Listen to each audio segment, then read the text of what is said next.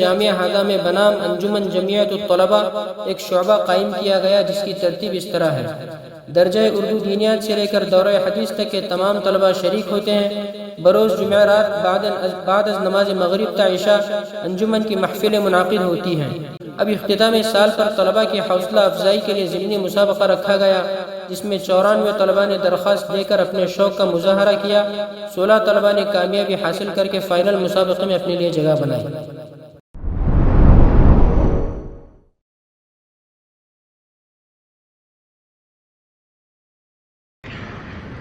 الحمد لله رب العالمين والصلاة والسلام على رسوله محمد وعلى آله وأصحابه أجمعين.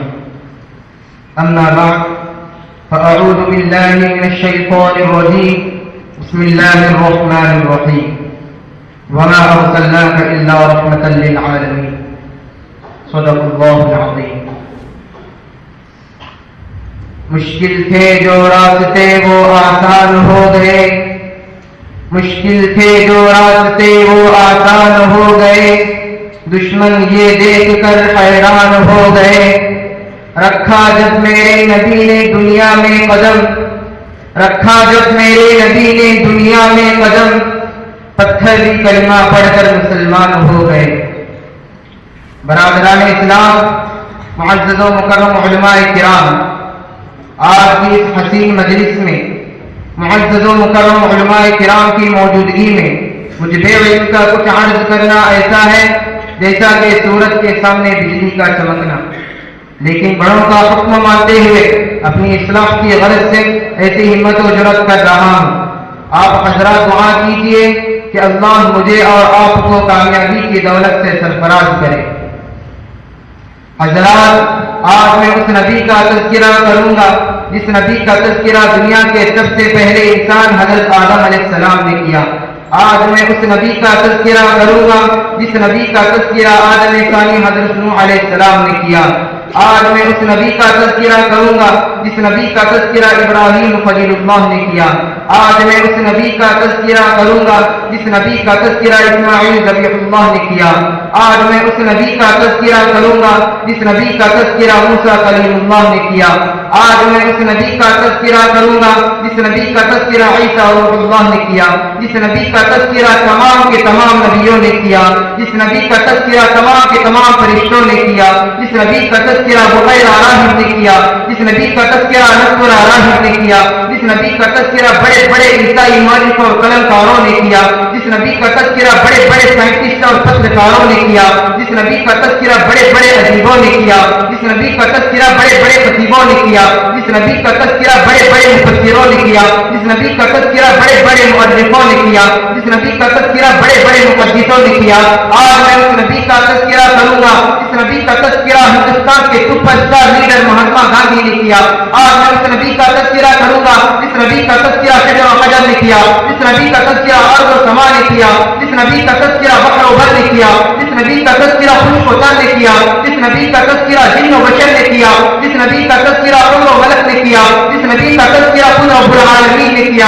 ورفعنا لك ذکرک۔ ہاں ہاں، آج میں اس نبی کا تذکرہ کروں گا جس نبی کے صدقے میں صدیق کو صداقت ملی، جس نبی کے صدقے میں عمر کو عدالت ملی، جس نبی کے صدقے میں عثمان کو سخاوت ملی، جس نبی کے صدقے میں علی کو شجاعت ملی، جس نبی کے صدقے میں حمزہ کو شہادت ملی، جس نبی کے صدقے میں خالد کو بہادری اور دلیری ملی، جس نبی کے صدقے میں سورج کو گرماہٹ ملی، جس نبی کے صدقے میں چاند کو سرماہٹ ملی، جس نبی کے صدقے میں ستاروں کو دلملاحت ملی، جس نبی کے صدقے میں پہاڑوں کو بلندی ملی، جس نبی کے صدقے میں دریاؤں کو روانی ملی، جس نبی کے صدقے میں سمندروں کو طغیان ملی، جس نبی کے صدقے میں آبشاروں اور جھرنوں کو خوبصورتی ملی۔ آج میں اس نبی کا تذکرہ کروں گا جس نبی کا تذکرہ توریت میں موجود ہے، جس نبی کا تذکرہ زبور میں موجود ہے، جس نبی کا تذکرہ انجیل میں موجود ہے، جس نبی کا تذکرہ بائبل میں موجود ہے۔ آج میں اس نبی کا تذکرہ کروں گا جس نبی کا تذکرہ تمام کے تمام آسمانی کتابوں میں موجود ہے۔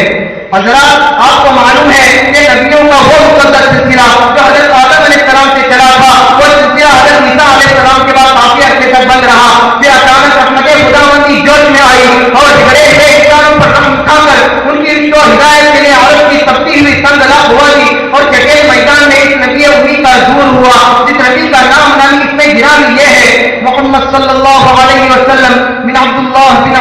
المطلب بن هاشم بن عبد مناف بن قصي بن كلاب بن مرة بن كعب بن لؤي بن غالب بن فهر بن مالك بن نضر بن كنانة بن خزيمة بن مدركة بن إلياس بن مضر بن نزار بن معد بن عدنان.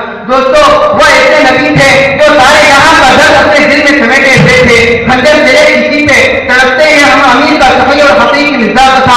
اس ذات مقدس نے تمام کے تمام ظلم و ستم کے خلاف عالم بغاوت کو بلند کیا اور ترقی ہوئی انسانیت کی مسیحائی تھی. ضروری تھا کہ اس بابرکت ہستی کو سینے سے لگایا جاتا, اسے پردوں پر بٹھایا جاتا, مگر وہ ذات جو لوگوں کی ہدایت کے لیے تڑپتی رہی ہو, لوگ اسے پتھر مارتے رہے, جو لوگوں کی بھلائی کے لیے اپنے وجود کو مشقت پہ ڈال رہی ہو, لوگ اس کے ساتھ اور اس کے چاہنے والوں کے ساتھ ظلم و زور سے وہ پہاڑ توڑتے رہے کہ جن کا ذکر کرنے سے روتے کھڑے ہو جاتے ہیں. کبھی کا باہر تو آنے لگتا ہے, مولوی کا قلم اٹھ جاتا ہے. چنانچہ حضرت ابوبکر صدیق رضی اللہ عنہ کو وطن کے ہوتے ایک وطن سے بے وطن کر دیا گیا. حضرت عمار بن یاسر رضی اللہ عنہ کو شہید کر دیا گیا. حضرت عباس رضی اللہ عنہ کو انگاروں پر لٹا دیا گیا. حضرت بلال حبشی رضی اللہ عنہ کے سینے پر پتھر رکھے گئے. حضرت سمیہ رضی اللہ عنہ کو چیر دیا گیا. حضرت حمزہ رضی اللہ عنہ کے ٹکڑے ٹکڑے کر دیے گئے. مسلمانوں کی فتح حالت دیکھ کر کفار مکہ کہاں لگا رہے تھے اور کہہ رہے تھے, اے مسلمانوں کیوں تم اپنے آباء و اجداد کا دین چھوڑ کر حرام و برباد ہو رہے ہو؟ تم اپنی محمد صلی اللہ علیہ وسلم کا ساتھ چھوڑ دو, ہم تم پر سے ساری پابندیاں ہٹا لیں گے. مگر مسلمانوں نے جواب دیا, اے کفار مکہ سن لو, ہم کاٹتے ہیں, ہم انوار محمدی سے پہچان ہو چکے ہیں. یا نام صبح سے ٹکرا سکتے ہیں, خون کا دریا بہا سکتے ہیں, آگ کے بستر پر سو سکتے ہیں, درختوں کے پتے سالوں کو کھا کھا کر دن گزار سکتے ہیں, بھوک کو پیاس سے تڑپ تڑپ کر دن گزار سکتے ہیں, مگر مصطفیٰ صلی اللہ علیہ وسلم کی رسالت کا انکار نہیں کر سکتے. دنیا والوں ذرا سوچئے کیسی سنگین گھڑی تھی, کتنا بھیانک منظر تھا, مگر مصطفیٰ صلی اللہ علیہ وسلم کی باتوں سے منہ نہ موڑا. آج ہم بھی تو اپنے مصطفیٰ صلی اللہ علیہ وسلم کی غلامی کا دعویٰ کرتے ہیں, اس لیے کان کھول کھول کر سن لیجیے.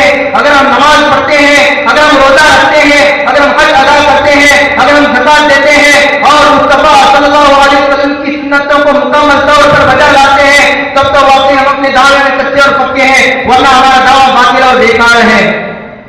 مسلمانوں میں آپ سے یہ نہیں کہتا کہ دشمنوں کے مقابلے کے لیے تیر اور تلوار لے کر میدان جہاد میں کود جائیں, اور میں آپ سے یہ بھی نہیں کہتا کہ دشمنوں کے مقابلے کے لیے بڑے بڑے ایٹم بم اور میزائل بنانا شروع کر دے, اور میں آپ سے یہ بھی نہیں کہتا کہ دشمنوں کے مقابلے کے لیے نئی نئی تصویریں بنانا شروع کر دے. مسلمانوں بلکہ میں آپ سے ضرور کہوں گا, اگر آپ کامیابی چاہتے ہیں تو نبی کی سنت کو زندہ کرنے والے بن جاؤ, صحابہ کا طریقے کو اپنانے والے بن جاؤ. اس لیے کہ نبی کی سنت میں جو طاقت ہے وہ طاقت کسی تیر اور تلوار میں نہیں, نبی کی سنت میں جو طاقت ہے وہ طاقت کسی نیزے اور کمان میں نہیں, نبی کی سنت میں جو طاقت ہے وہ طاقت کسی ایٹم بم میں نہیں, نبی کی سنت میں جو طاقت ہے وہ طاقت کسی اگنی میزائل میں نہیں, نبی کی سنت میں جو طاقت ہے وہ طاقت کسی حکومت کے پاس نہیں, نبی کی سنت میں جو طاقت ہے وہ طاقت تمہارے پردھان منتری اور ان کے فوج کے پاس نہیں, نبی کی سنت میں جو طاقت ہے وہ طاقت کسی انگریز ظالم اور جابر حکم کے فرعون کے پاس نہیں. اسی لیے کسی شاعر نے کیا خوب کہا ہے,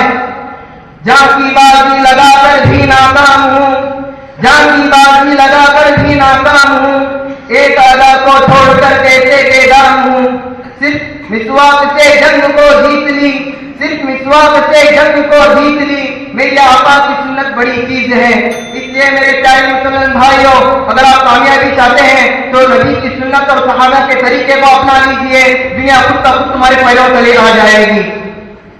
یہ اسلام سینہ بسینہ نہ ہوتا, یہ اسلام سینہ بسینہ نہ ہوتا, خدائی کا ایسا قرینہ نہ ہوتا, یہ زمین و آسمان چاند سورج ستارے, یہ زمین و آسمان چاند سورج ستارے محمد نہ ہوتے تو کچھ بھی نہ ہوتا. وآخر دعوانا الحمدللہ رب العالمین.